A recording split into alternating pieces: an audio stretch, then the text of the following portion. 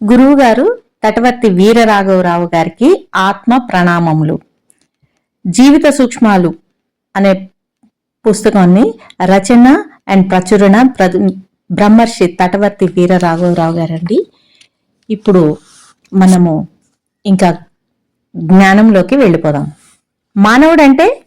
మానవుడంటే చాలా మంది కనపడే దేహం అనుకుంటారు. అందుచేత దేహం గురించే ఆలోచిస్తారు, దేహం గురించే కష్టపడతారు, పాటుపడతారు. అంటే దేహ ఆరోగ్యం, దేహ సుఖం, దేహ ఆనందం కోసం జీవితాన్ని వెచ్చిస్తూ ఉంటారు. దేహాన్ని సుఖపెట్టాలని జీవితం అంతా కష్టపడి సంపాదిస్తూ ఉంటారు. ఎక్కువ సమయం డబ్బు సంపాదనకే కేటాయిస్తూ మిగిలిన సమయం దేహాన్ని సుఖపెట్టడానికి ప్రయత్నిస్తారు. ఎవరిని చూసినా ఇంత మట్టుకే ఆలోచిస్తున్నారు, అంతకన్నా ఆలోచించడం లేదు. గమనిస్తే చదివే చదువులు, నేర్చుకునే రకరకాల విద్యలు అన్ని దేహ లాభానికి సంబంధించినవి, దేహ సుఖానికి సంబంధించినవి. అలా పంచ ఇంద్రియాల ద్వారా రకరకాల సుఖాలు అనుభవించాలని కోరుకుంటూ ఉంటారు. అలా జీవించినంత కాలం ప్రయత్నిస్తూ ఉంటారు, తాపత్రయపడతారు. గమనిస్తే మానవులు ఎన్ని ప్రయత్నాలు చేసినా, ఎంత డబ్బు సంపాదించినా, ఎన్ని జాగ్రత్తలు తీసుకున్నా మధ్య మధ్య దేహానికి రోగాలు వస్తూ ఉంటాయి. ఒక్కొక్కసారి దీర్ఘకాలిక రోగాలు కూడా వస్తాయి. రోగాలు వచ్చినప్పుడు రోగబాధ భరించలేక ఆ రోగం నుంచి బయటపడడానికి రకరకాల ప్రయత్నాలు చేస్తూ ఉంటారు. డాక్టర్లను ఆశ్రయిస్తారు. ఇంకా రకరకాల విధానాల ద్వారా, అంటే వాకింగ్లు, యోగాసనాలు, ఎక్సర్సైజులు, ప్రకృతి ఆహార నియమాల ద్వారా రోగాల నుంచి బయటపడడానికి ప్రయత్నిస్తారు. ఒక్కోసారి బయటపడగలుగుతారు, ఒక్కొక్కసారి అదే రోగంతో దీర్ఘకాలం బాధపడుతూ ఉంటారు. ఒక్కోసారి ఏం చేయాలో దిక్కుతోచక ఎవరికి నచ్చిన దేవుణ్ణి వారు ఆశ్రయిస్తూ ఉంటారు. ఇలా ప్రపంచవ్యాప్తంగా అంతా దేహానికే ప్రాముఖ్యం ఇవ్వడం వల్ల ఇంద్రియాలను సుఖపెట్టే ఎన్నో ప్రక్రియలు వచ్చాయి. నేత్రాలకు ఆనందం కలిగించే సినిమాలు, టీవీలు వచ్చాయి. చెవుల ద్వారా వినటానికి అనేక రకాల సంగీతం, పాటలు, మ్యూజిక్లు వచ్చాయి. వాసన చూడడానికి రకరకాల సువాసనలు కనిపెట్టాడు. అలాగే తినడానికి రుచికరమైన రకరకాల వంటలు, పదార్థాలు తయారు చేయబడ్డాయి. అలాగే స్పర్శ సుఖం కోసం ఏసీలు, ఫోమ్ బెడ్లు లాంటివి వచ్చాయి. వాటిని అమర్చుకుని శారీరక సుఖాలు అనుభవిస్తున్నారు. ఇలా ఎన్నో ప్రక్రియల ద్వారా సుఖాలు పొందడానికి ప్రయత్నిస్తున్నారు. అలాగే ఆరోగ్యం పొందటం కోసం డాక్టర్లు, స్పెషలిస్టులు ఉన్నారు. అత్యాధునిక వైద్య విధానాలు కనిపెట్టబడుతున్నాయి. ఎన్నో వైద్య పరికరాలు కనుక్కుంటున్నారు, రీసెర్చ్లు చేస్తున్నారు. ఎంతో మంది సైంటిస్టులు దేహం గురించి, రోగాల గురించి తమ జీవితం అంతా ఫణంగా పెట్టి రకరకాల ప్రయోగాలు చేసి కొత్త కొత్త వైద్య విధానాలు, మందులు కనుక్కుంటున్నారు. ప్రపంచవ్యాప్తంగా ప్రభుత్వాలు, మేధావులు, సైంటిస్టులు నిరంతరం దేహ ఆరోగ్యం కోసం కృషి చేస్తున్నారు, ఇంకా చేస్తూనే ఉన్నారు. అలా మానవుల మీదే కాకుండా జంతువుల మీద కూడా ప్రయోగాలు చేస్తున్నారు. ఎలకల మీద, ఇతర జంతువుల మీద ప్రయోగాలు చేస్తున్నారు. దేహానికి రోగాలు ఎందుకు వస్తున్నాయి, వచ్చిన రోగాలు ఎలా తగ్గించాలి, ఏ మందులు వాడాలి, ఏవి ప్రయోజనకరం అంటూ నిరంతరం కృషి చేస్తూనే ఉన్నారు. అలా ప్రపంచవ్యాప్తంగా ఎవరిని చూసినా, ఎక్కడ చూసినా కనపడే దేహం గురించే ఆలోచిస్తున్నారు, రీసెర్చ్లు చేస్తున్నారు. కానీ అంతకన్నా ఆలోచించడం లేదు. కానీ చాలా కొద్ది మందే ఇంతకు మించి ఆలోచిస్తున్నారు. ఎందుచేతనంటే మానవులు దేహం కోసం ఎన్ని కష్టాలు పడినా, ఎన్ని సుఖాలు సమకూర్చినా, ఆరోగ్యంగా ఉండటానికి ప్రయత్నాలు చేసినా జీవితంలో ఇంకా దుఃఖం ఉంటూనే ఉంటుంది. దుఃఖం లేకుండా ఎవరి జీవితం ఉండడం లేదు. అంటే మనశ్శాంతి, టెన్షన్, డిప్రెషన్ లాంటి వాటితో దుఃఖాన్ని పొందుతున్నారు. అలాగే ఎన్నో సమస్యలు, అంటే కుటుంబ సమస్యల వల్ల కోరికలు నెరవేరక, ఎన్ని ఉన్నా తృప్తి లేక దుఃఖాన్ని పొందుతున్నారు. నిత్యం అన్నిటికీ భయపడుతూ కోపం, ద్వేషం, అసూయ అనే గుణాల వల్ల దుఃఖాన్ని పొందుతున్నారు.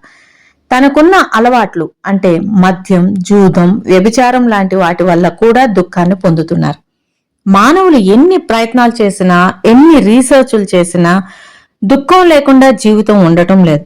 కారణం మానవులు దేహం గురించి మాత్రమే ఆలోచిస్తున్నారు, రీసెర్చ్ చేస్తున్నారు. కానీ జీవితం గురించి ఆలోచించడం లేదు, రీసెర్చ్ చేయడం లేదు.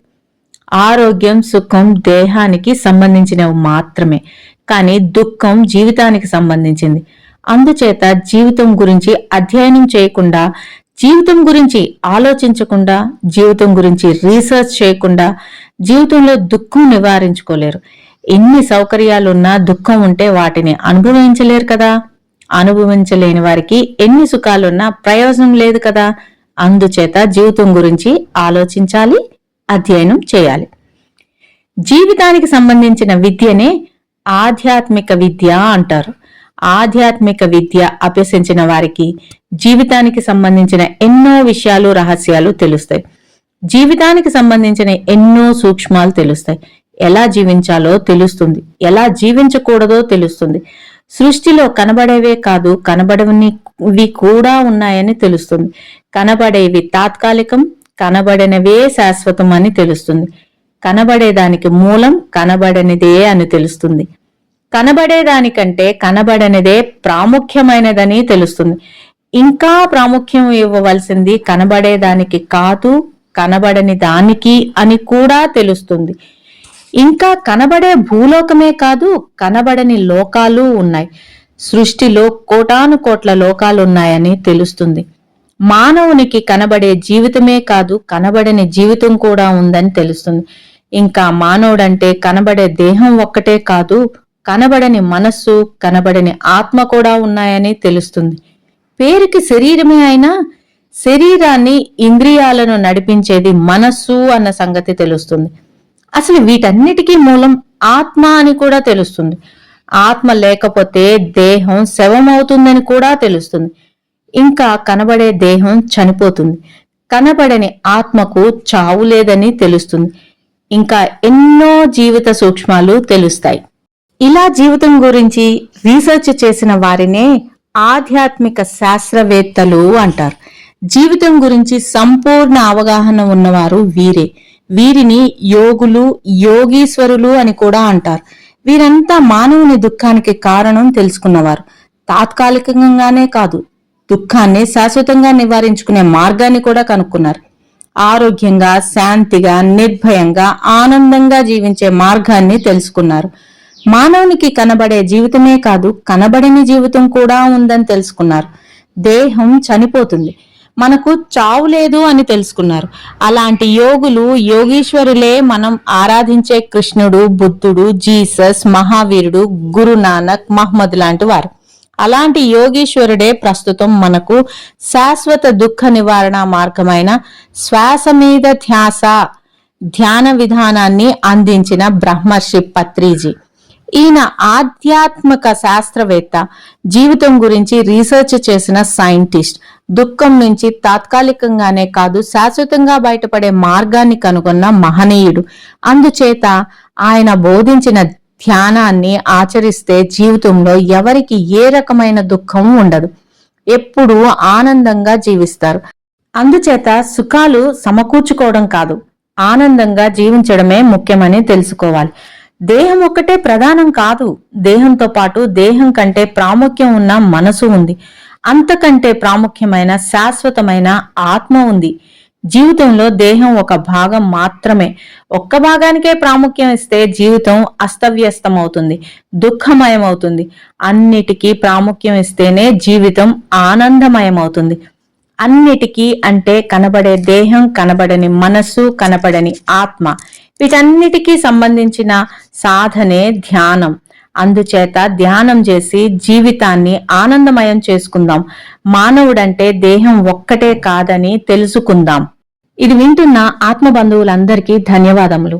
మానవుడంటే అనే విషయం గురించి ఇప్పుడు మనం తెలుసుకున్నాం కదా. ఈ టాపిక్ ఇక్కడితో పూర్తయింది. మళ్ళీ నెక్స్ట్ టాపిక్స్ లోను ఇంకా మిగతా సూక్ష్మాల గురించి తెలుసుకుందాము. ధన్యవాదములు.